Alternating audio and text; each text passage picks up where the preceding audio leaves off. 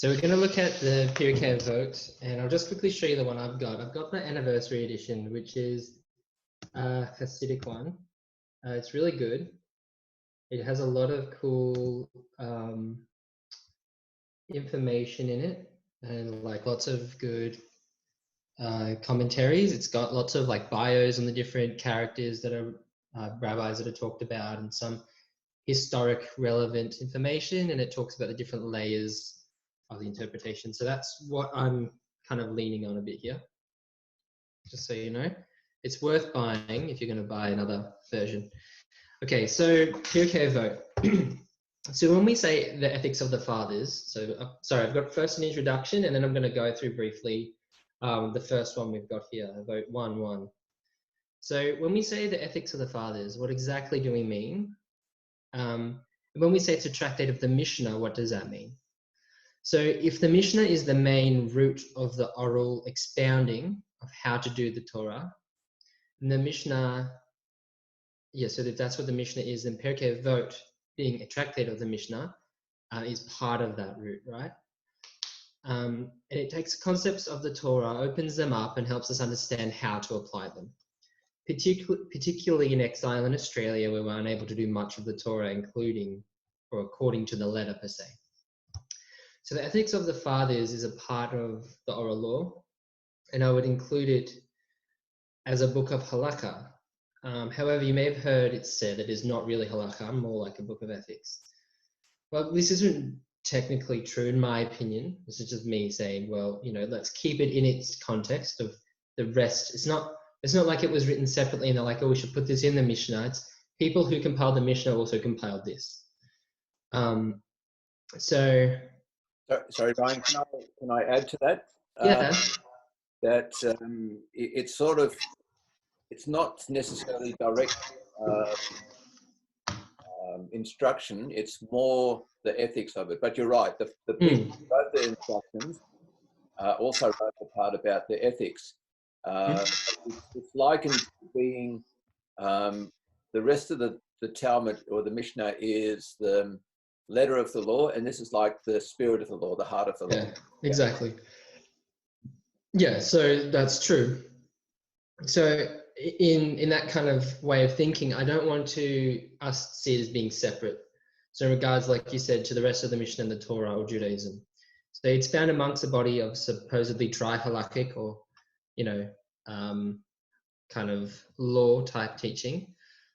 But we should understand why it's placed in the midst of this and so that we can use it in its broader Judaic context, right? So here's a little commentary on the name. Excuse me, I'll just turn the light on. Suddenly got very dark. So here's a reason why the name Avot. So the Talmud in Bava Kama 30a refers to the tractate as the words of the fathers, referring to the fathers, our sages, who spoke these words. But the name Avot, fathers, also refers to the sayings themselves. For the moral teachings of the Avot are the principles that fashion the character of a true Torah student. The other tractates of the Mishnah teach specific issues within Torah law. It is therefore called Avot, fathers, since the sayings it contains are the fathers or father principles upon which all study and fulfillment of Torah must be based. Avot is a general tractate that sheds light on the rest of the Mishnah. This explains a certain commonality between the Mishnah as a whole and Tractate Avot. The Mishnah begins with the letter Mem and ends with the letter Mem. The same is true for Avot. So that's the commenters saying that, yes, while it is, separate, it's also connected.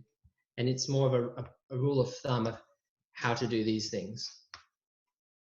So if the Mishnah is a book of halakha expounding the how-to of the Torah's commandments, then the ethics of the fathers is the heart of the Mishnah and Jewish law. This book speaks to the inner person who does the work of the Torah and speaks what that person can be. It gives heart to all the other parts of the Mishnah. Like a heart, it pumps the feelings, reasons, and intent behind how we do them to the rest of the body of Jewish law. If the Mishnah were a coloring in book, then the Pirkei Avot would be the color or the pencil within the lines, fills it out, the feeling of it.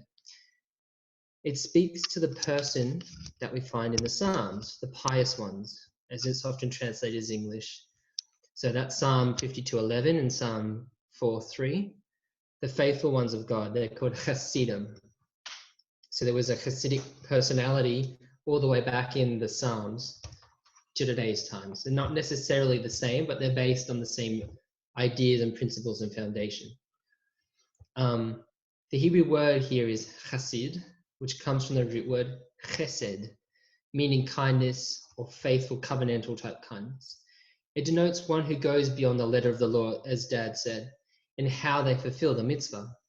A chassid would lay down his life for his fellow man and solely exists to reveal God's presence in this world, which is held captive. So it's like revealing the beautiful nature of God in mundane things like going to school, going to work, getting up in the morning, all these things that seem rather unmiraculous. It's about finding the light of God in those things. A chassid is someone who is a servant of God, whose spirit is obedient to the will of God in speech and action. So Pirkei Avot is the how-to of the heart that wishes to go beyond the letter of the law. It's the Hasidic handbook. Much like the narrative of the Gospels and the writings of the apostles, who are our Hasidim, there is a plain meaning to what is meant in the text, and a deeper one. Unfortunately, unlike so much commentary on the Gospel, the commentators, I guess fortunately for us now, but unfortunately we don't have this of the Gospels, the commentators of this ethical book understand at times the strange grammar or double use of a word. The Hebraic and Jewish understanding of the words does not go unnoticed because it is part of the greater body of Jewish law and gets the same Jewish lens of interpretation. However, we will, God willing, find out, as we have already seen, the Gospels have or share the same DNA with such works as Pirkei Avot. So here's a cool example. An example that we might find, just give me a second.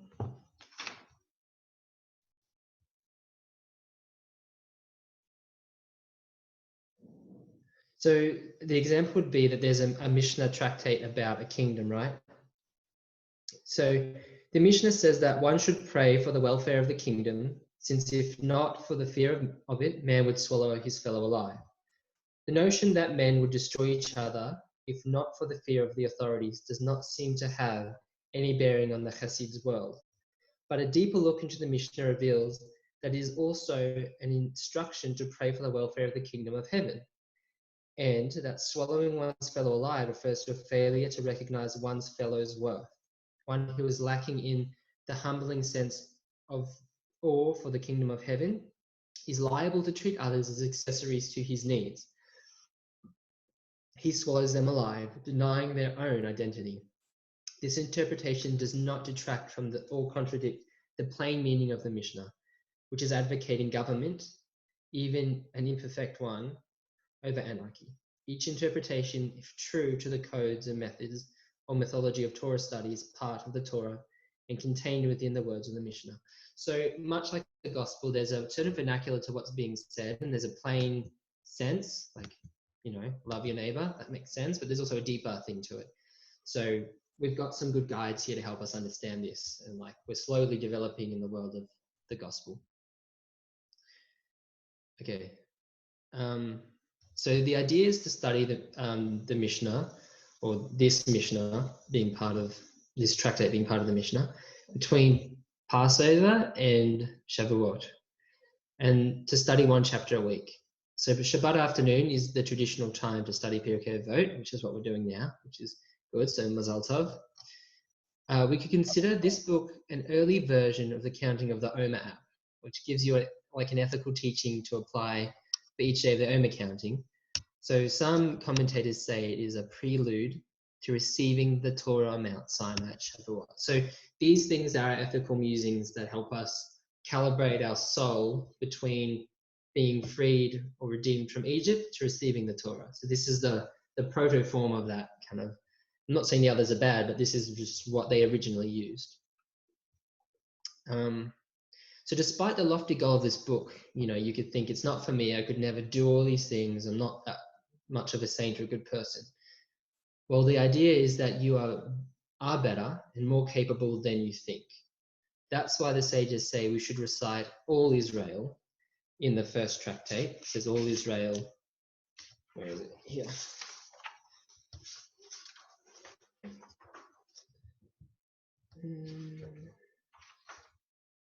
There's one tractate here. It says that we should implement not just good people, but all Israel, because all Israel are capable of attaining this state. And that's okay. That's good. We have to have that mindset. Because we can ascend to go beyond the letter of the law. And surely that is what our rabbi has taught us too. If anyone takes away anything, doesn't matter what level of learning you have, is that Yeshua is always telling us to go above and beyond the basic letter of the law. I mean, that's one of the famed things of the gospel. So one of the major challenges sorry, did you say something? Yeah, I was going to say, and that's very true, because Judaism had the idea of, if this is the law, we will try and do the minimum. That's like that we need to do, and we will try to find a loophole whatever we can. Not everybody in Judaism, but some Pharisees and some sects had that thinking of, if there's a loophole in doing this, then I can get through that loophole and actually get away without having to do that minimum standard. Yeah. And what you're saying is what Yeshua was saying, and what actually the ethics of the fathers is saying is, no, you're actually not trying to look for the loophole. You're actually trying to look how you can do better than the standard that's actually been set. So he's calling us to a higher calling. And this is what I think Christianity doesn't realize, is that, they think, oh, we don't have to worry about all these things. But Yeshua's calling is actually higher than what the Torah and what the Talmud and what the sages and what the Pharisees require. He's actually go above that. Actually do it out of a heart's desire and not do it out of a minimum requirement. Absolutely. And that's really good. Yeah. And just coming back to what you were saying before about the commentary on the apostolic writings and what Yeshua thought, I believe actually that the Pirkei Avot is very much a commentary on a lot of the apostolic writings. We can, because they parallel so much, we can understand from a Jewish perspective what Yeshua was saying, because there's so much parallel between the Pirkei Avot and what Yeshua said, because he spoke about the heart, like you just said. He wasn't all about doing the legal requirements. He was about the heart of doing the requirements. And that's what Pirkei Avot is all about the heart of the requirements. I guess a great commentary on the apostolic writings right here in Pirkei Avot. Yeah, totally. I guess it's the one genre of Jewish literature every Christian, Messianic Jew, whoever is familiar with, because that's what we read the most. Yeah. Not aware, as you're saying, that it's related to other Jewish writings. So this is our genre of expertise. That's what we know. Excellent. Thanks. Go on. Cool. Thank you. That was good. That kind of leads me into my next, what you said about the looking for loopholes. So one of the major challenges that this speaks to us about is where we are today. It's based on the concept of why follow the Torah and do the precepts of Torah if we are not commanded explicitly as Gentiles. I mean, we get that, and a lot of people ask me that all the time as well. Like, why would you do it if you're not exactly commanded to? Well, it's very much what you said, Dad. It doesn't matter where you come from. It's how you do it and why you do it that makes the biggest difference. Because it affects the quality of our life in the world to come and in this world. And it speaks of our love for God, which can never be mandated or approved with having to do works. Even though works is just the same as any relationship. You don't have to buy your wife flowers. You don't have to show up for your friend's birthday to be friends or whatever, an event they're holding. But if you do, you'll solidify and grow your friendship. It's just common sense. But with God, we see these things as being, because his grace is so great, we see it as being, they love me anyway. That's true, but that love can be a cold ember, or you can feel it as a raging fire. Like, it's up to you how you want to engage to God. We shouldn't see him so much as the aloof, oh, just do it because I say, but do it because I need you to do this to commune with me. Like, that's how it is. That's great, Ryan. Thank you. So there's an interesting quote here about the world to come. So this is what the commentary says. The world to come in this context does not refer to paradise, where souls have passed on to the divine splendor, for not every soul merits this revelation. Rather, this refers to the Messianic era, where every soul that has ever lived will return to the physical world and be clothed in a body, enjoying the fulfillment of God's ultimate plan, the creation of a divine dwelling in the physical world. Even one who has committed capital crimes is admitted into the world to come after receiving his punishment, Rambam. And that's a controversial topic, but I'm not here to comment on that. I'm just speaking about the world to come in general. So are all righteous regardless of their fulfillment of mitzvah or lack thereof? So, and they could inherit eternal life and will inherit the land forever. An inheritance does not require any action on the part of the inheritor. Similarly, all of Israel, by virtue of their very being, are inheritors of the land forever, the world to come and eternal life. Nevertheless, the branch of my planting, just as a plant must be tended in order to grow properly, the individual, despite his inherent share in the world to come, must put forth his own effort in order to actualize his full potential. Although every person has a share in the world to come, the quality of that share is dependent upon one's own actions. So we can often see that grace covers everything. Grace, I can just sit there and you'll love me. But if you're in a relationship with someone who does that, as much as you love them, your disappointment is on an equal measure with your love. You mightn't act on it and say, I'm leaving you, but you'll just be like, there's no real potential to our relationship. It goes nowhere. The disappointment is a very real thing for me. And we know God experiences that time and time again, even in the world to come. Get away from me, I don't know you. It doesn't mean that they won't have access later, or doesn't mean that things might change, but there's some people God will say, look, I'm not sure about who you are, even though we're sure about who he is. So yeah, just the encouragement that this is something worthy of our time, pursuing God this way. That's great. Thanks, Ryan. In fact, that goes hand in hand with what we were talking about before, about the work, the effort that we're putting into between now and Shavuot. I mean, it shouldn't only be for this time, but this is a special time of preparation between Pesach and Shavuot. So that's exactly what you're talking about. What we put into it, we're going to get out at the end. Exactly. So we've already mentioned this, but we find these teachings are similar to the Sermon on the Mount, which we know is not just about how to do the Torah, but how the workings of the inner person are when we do them. So Yeshua was trying not just to raise disciples, but make us Hasidim, people whose character is kind and generous. We can see so many parallels between the early Hasidic movement and the believers of Yeshua. I remember reading one story where it was a Hasidic believer in his town somewhere in Europe, and he wasn't allowed to enter the synagogue, and he was the only one in his town. And I think there are some people here who might be in that situation, literally. And he would watch from the windows outside the synagogue and pray along with them, with the minyan outside the synagogue. So this should remind us that by perfecting our character and persevering in Torah, we can overcome the divisions that separate us from God's chosen people. So just looking at how far the Hasidic movement has come from those days and the new ones that have come up, we sometimes think that we're not a part of that. But as we said before, we have the gospel, which maybe one day people will read alongside Pirkei Avot.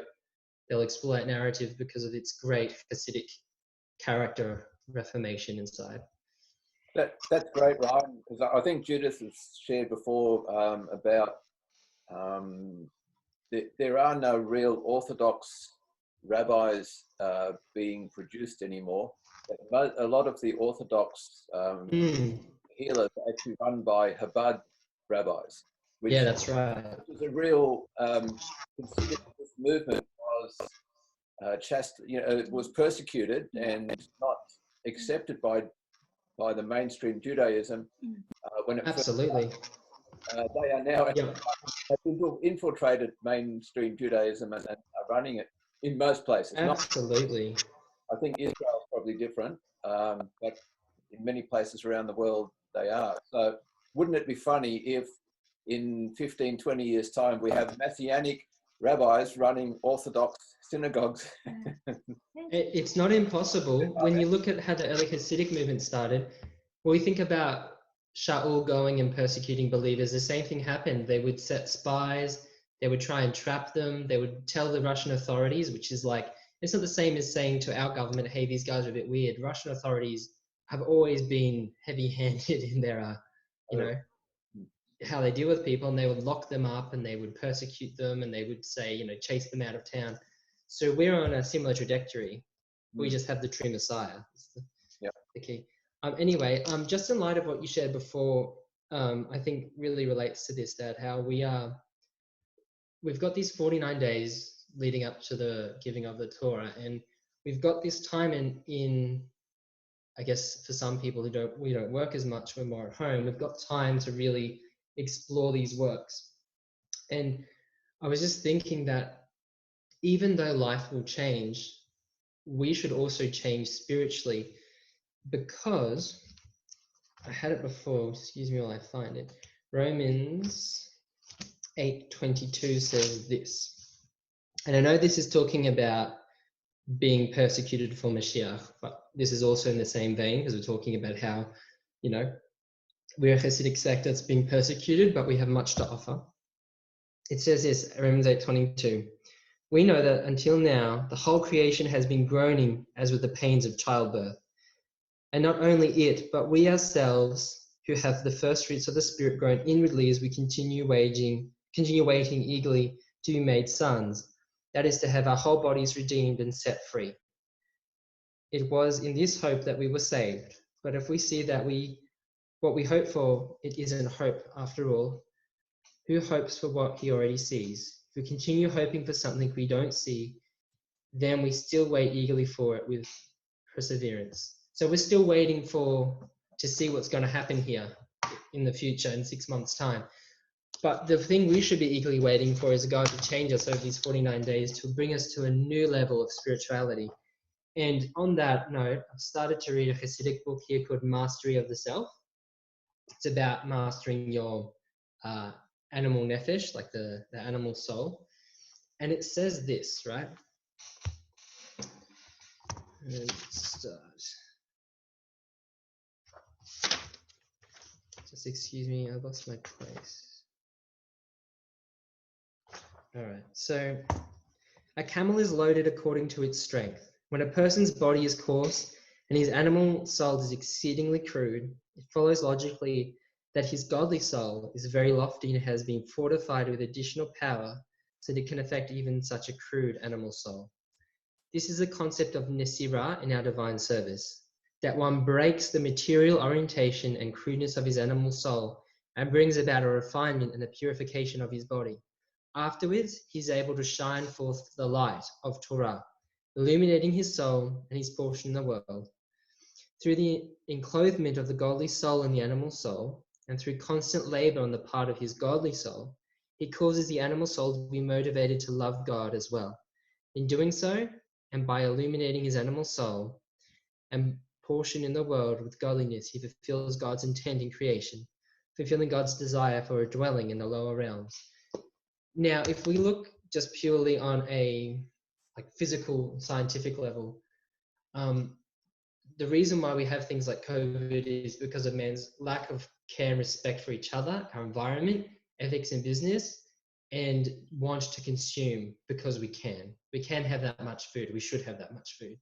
It's interesting. My brother, who has a funny relationship with God at the moment, is looking into all this around how the environment changes things. Not Daniel, I don't think, Dad. Say again? Not Daniel, though. No, different brother. But you're right. He's working on legislation about how, and kind of saying that we need to change the way we eat food and what we consider food. Because if you consider a kosher slaughter to a Wuhan market slaughter, and that's not to say anything racial about these people, it's not all Chinese people, it's not everyone, it's just a thing that humans do in general. We're no better in the West with our large factory farms where animals are defecating on each other. But the treatment of these animals produces variations of the influenza, which we catch and our immune system is not aware of. So we've created our own mess. But what I was thinking is over this time leading up to Shavuot, when lockdown breaches, if we come forth as new people, which currently the whole world is groaning for, a new people, a new way, it's either fear, like pointed out before, Dad, or we run closer to God. And if they could see that we are the sons of God they've been waiting for when the lockdown lifts, that would be an amazing thing. What a way to elevate Hashem, what a way to heal the world and to be leaders in ethical business, in new things. That's kind of the opportunity we have. And it starts with us saying, how can I refine my soul to be more like Hashem? So, yeah. Okay, so Mishnah 1:1. So I've only got a little bit on this. I've only got one little page to go. So I'll quickly read it out. It says this. Moses received the Torah from Sinai and passed it on to Joshua to the elders to the prophets, and the prophets passed it on to the men of the great assembly. They said 3 things: be patient in judgment, raise many disciples, and make a protective fence for the Torah. So I'm only going to go through the actual first part of this. So the Mishnah speaks of the oral passing on of the Torah from leader to leader. I think we've covered this in previous years when we did this. And that is indeed the plain meaning. It's talking about an oral transmission, a discipleship process from Moshe onwards. The commentary in my version looks at it on a slightly different level. It looks at each group who had received the Torah as a persona in the path of one who wishes to study and learn Torah. So it starts with Moshe, implying the first step to be the greatest is to be like Moshe, a humble servant. And this is mirrored by what our Rebbe says, who will be the greatest in the world to come or in the kingdom? The one who serves his brother. So if you wish to be great, you should start by serving and being humble, talking about in the future kingdom, but also that implies that here as well.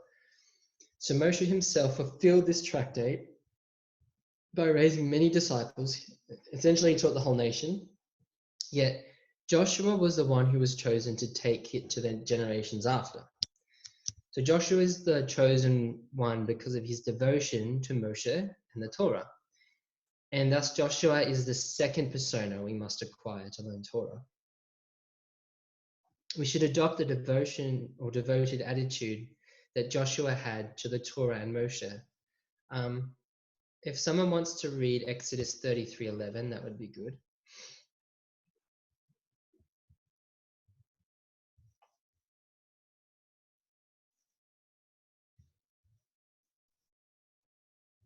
Got it. Okay. Adonai would speak to Moshe face to face, as a man speaks to his friend. Then he would return to the camp, but the young man who was his assistant, Yehoshua, the son of Nun, never left inside the tent. Wow. That's crazy. Thank you. Yeah, he was a pretty cool dude. So this is building upon last week's session where we said we must be devoted to our Rebbe and his teachings and put on his unique light and persona in order to learn the Torah or to live the Torah. Because when we do so, we go beyond our mortal selves, as it were. Does someone have Matthew 10:25 for me?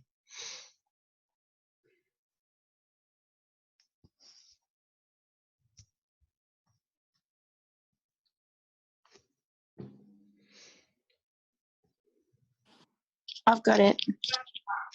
Thank you. It is enough for a Talmud that he become like his rabbi and a Awesome. slave like his master. Now, if people have called the head of the house Baal-zebul, how much more will they malign the members of his household? Perfect. Thank you. So here we see that it's enough for us to be just like him. And he meant that in many ways, for us, for good and for bad. Hence we will be called Baal-zebul and pursued for his name's sake.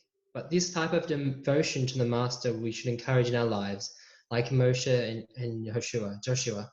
He was so devoted that he would spend ages not just being like Moshe, but picking up where Moshe left off. When Moshe had to go and do his work, Joshua would stay with God and build on the character of Moses that he had and become his own person even. Hence, he didn't leave the tent all the time when Moshe did, because he wasn't just learning from Moshe, he was using that as a springboard to be able to go further and, I guess, take the people into the land, to go a bit extra. So the next part is the elders who received it. Here, the term elder in this interpretation is not in the plain sense as in elders, or literally in Hebrew, it can mean zachen, can be like beard. So someone with a big grey beard technically would be someone who is elder than someone who just has, as I call, bum fluff. Someone who can actually shave. So this person is one who has acquired wisdom as an elder, one who has experienced and practiced the use of their ability to study and learn, and has discernment, has seen things. So this step goes away from the first two, which are humility and devotion to a teacher.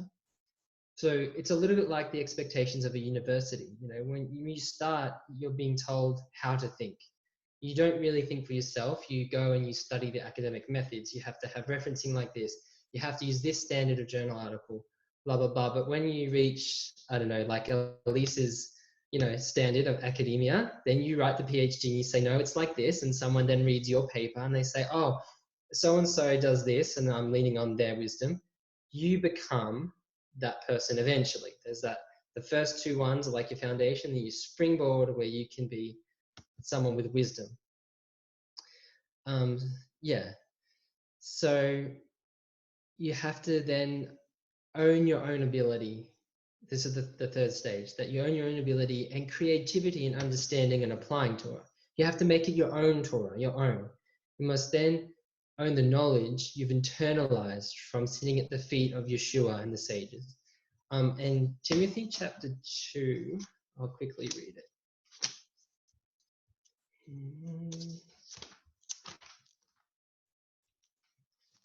I think it's 2 Timothy.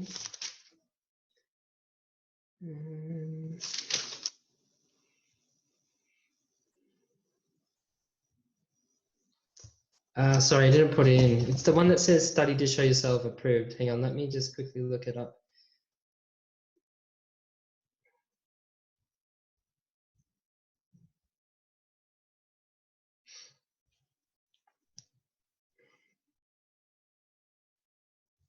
Two Timothy 2:15, excuse me. So keep reminding people of this and charge them solemnly before the Lord not to engage in word battles. They accomplish nothing useful and are a catastrophe for the hearers. Do all you can to present yourself to God as someone worthy of his approval, as a worker with no need to be ashamed, because he deals straightforwardly with the word of truth. But keep away from godless babbling, for those who engage in it will only become more ungodly, and their teaching will eat away at people like the gangrene. So he's talking about having some wisdom and use and practice of Torah, not just babbling on, and actually being grounded in some kind of spiritual and, I guess, literal academic understanding of how to apply midrash and things like that. So that's the next kind of one that you get from sitting at the feet of the sages and Yeshua and learning from others. So the next stage is that of the prophets, and it went Moses, Joshua, elders, prophets. So the Torah student must function like a prophet, that his spiritual condition must be kosher, must be in order. Like the prophets, the correct estimation and reverence for Torah must occur in this individual. Like a prophet, you have to prophetically understand the spiritual internal level of the Torah, but then perceive it as on this material plane of existence, before teaching and inspiring the next generation with it. So the last stage is the Great Assembly. And they were able to institute a parallel way of walking the Torah when the path of Torah was blocked by time, space, and the destruction of the temple. They were able to restore some kind of practice and reverence of the internal Torah while living in exile in Australia, in the Netherlands, in places far-flung, like places of adultery and persecution. They made the Torah a practice after it was, in a sense, lost, after the land and the temple was lost. Therefore, we can do the same after we go through the other levels. We too can become like the Great Assembly, applying guidance in a time when the divine is hidden. We can help discover the hidden divinity of the God in a time of exile and darkness. That's what I've got so far.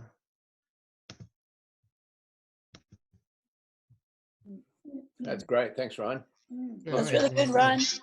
Thank you.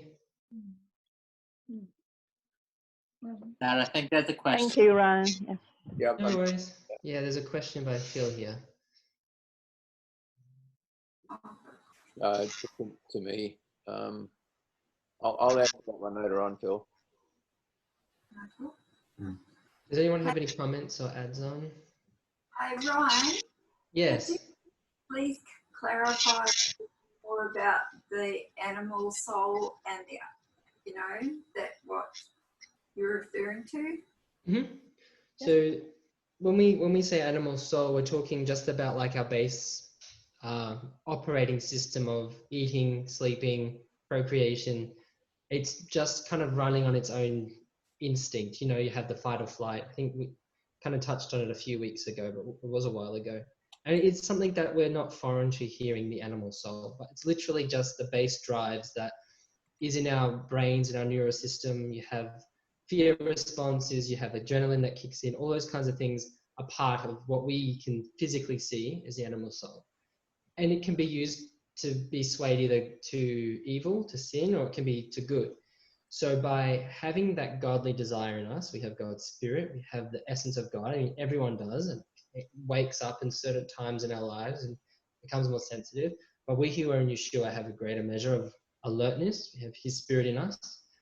We can use that to teach our animal soul. And therefore the animal soul becomes a higher level of soul by the coding that's in the Torah, by the ethics that are of the Torah, by how we engage with the Torah, if that makes sense. Yeah, are we like, from what you're saying, we can have an animalistic type soul, Totally. but through studying and becoming deeper in the word, etc., we can develop that soul. Yeah, absolutely. Yep, that's it. I mean, have you ever thought of how, I mean, sometimes I shock myself. I'm like, I was so angry over something so little. I did that and I wasn't even thinking. It just slipped into a pattern of behavior. That's our animal soul being pulled this way and that way. Like our flesh, we fight with it, we grapple with it. We do the things we don't want to do because it's so susceptible. Essentially, our animal soul is like a naive child, you know? Oh, just eat a bit more cake and you'll be fine. Or, just watch that video. There's nothing bad in it. Or, you're not really stealing. You're not really this. It's so easily persuaded. And sometimes we use that and we shut off our higher godly soul. And, it's a bit like muscles. The more you use the godly soul over exercises judgment, the stronger it is. So yeah, it's a bit of a mix going on. Yeah, it's sort of like it's literally like an animal, but like a horse. If you treat a horse well and you train it to pull a cart, it will serve you well. But if you treat it unkind and you get all riled up, then it's going to resist, and things not going to go the way it's meant to. That's really good. Yeah. Okay, thank you. No worries. That was a good question.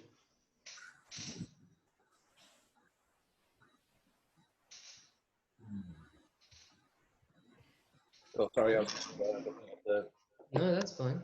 typing. So, did you get that, Alphonse? It seems to have disappeared from my conversation, but the Pirkei Avot study that Emet Torah does is what we're actually using as a basis for our study on the Pirkei Avot, plus writings from the sages. Combining that. I just googled it and that just came up. Oh, cool. Right. I'll have to have a look.